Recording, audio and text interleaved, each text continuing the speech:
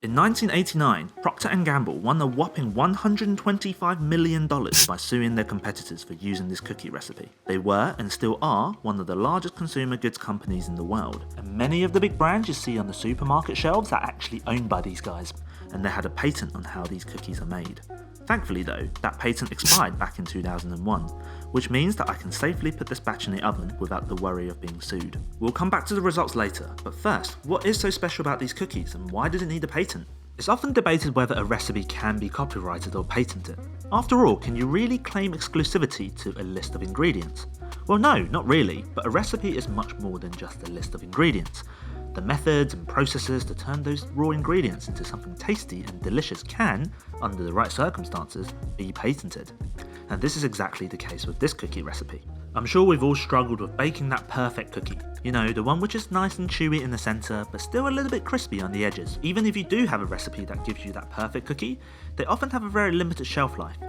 They may be perfect when they're fresh out the oven, but they start to dry out and become stale in a matter of hours or days. Back in 1996, scientists from the University of California decided to bake cookies inside a magnetic resonance imaging machine. Yes, the same MRI machines used in hospitals and clinics. They did this to better understand the science behind the perfect cookie. And what they found was really interesting. They found that the edges of a cookie lose moisture much faster in the oven than the middle, resulting in the crispy edge and the chewy centre.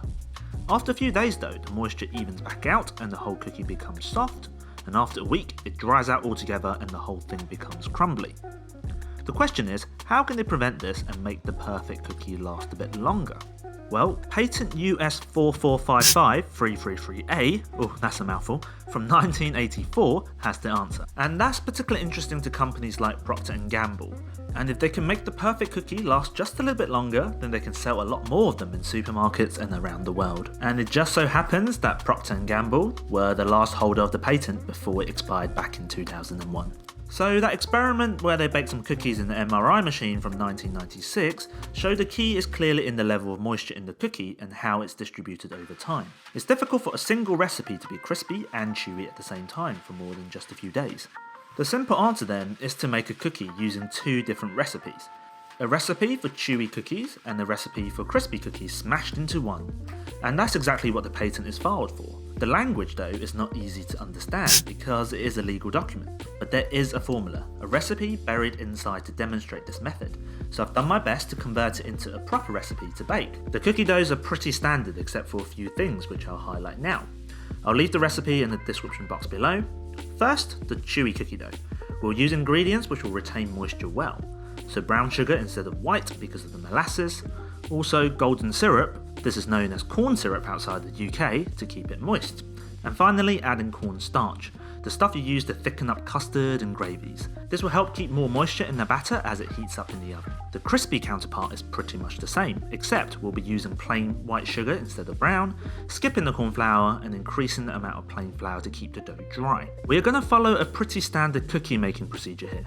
Start by creaming your butter and sugar, mix in an egg, then combine with the dry ingredients. The important thing here is to make sure you keep the two bowls separate for now. The next step is where the patent comes in. We want an outer edge of crispy dough and a centre made out of the chewy stuff. The patent describes a few ways to do this. For example, rolling the crispy dough around a chewy one and then slicing it into discs, but I'm going to just put the chewy dough in the middle of the crispy one just like this. The patent doesn't call it this, but I'm going to call it the double scoop because I'm using the scoop twice. They'll go in the oven at 175 degrees Celsius for 11 minutes. Give them a bit of time to come to room temperature before digging in. Let's see if we can hear the crunch and see the chewiness. I can definitely feel the crunch on the outer edge much more than most cookie recipes. The inside is also nice and chewy as well. But what I would say is they don't exactly look like normal cookies. The additional brown sugar in the chewy dough gives it a darker colour. This is however my basic recipe just to test, so there's definitely some things to tweak. But I'm pretty impressed this actually worked. The real question is though, whether it will hold up for more than a few days. I've also baked some cookies using just the crispy dough and just the chewy dough as a control. Let's come back in a few days to see how they compare. Alright, it has been 3 days, I'm now editing the video in my study and I've got the cookies. Let's see if they've held up. Okay, first up is the chewy cookie. As you can see, it's much darker in colour than the other ones because of the brown sugar. And I can already feel it. This is not going to be... Yeah, it's not crispy at all. It didn't have that snap. In fact, it felt a little bit bendy, which is not great. But let's give it a go.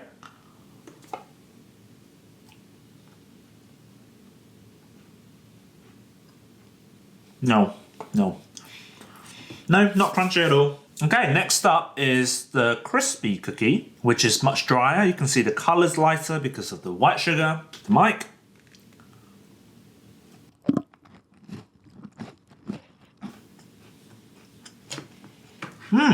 Definitely crunchy, but as expected, a little bit dry, as you can see.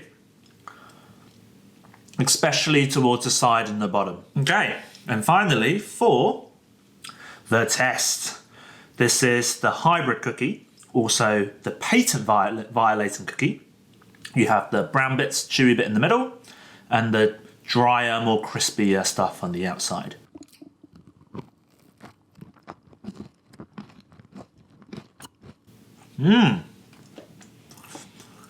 Yeah, I think it's fair to say it's actually worked. I actually first came across this in Jeff Potter's book called Cooking for Geeks. I'll leave a link to it in the description box below. He actually interpreted the patent slightly different to I did and came up with a different recipe. I haven't tried his recipe, but it's a good read nevertheless. Anyway, I hope you enjoyed this video and I'll see you guys in the next one.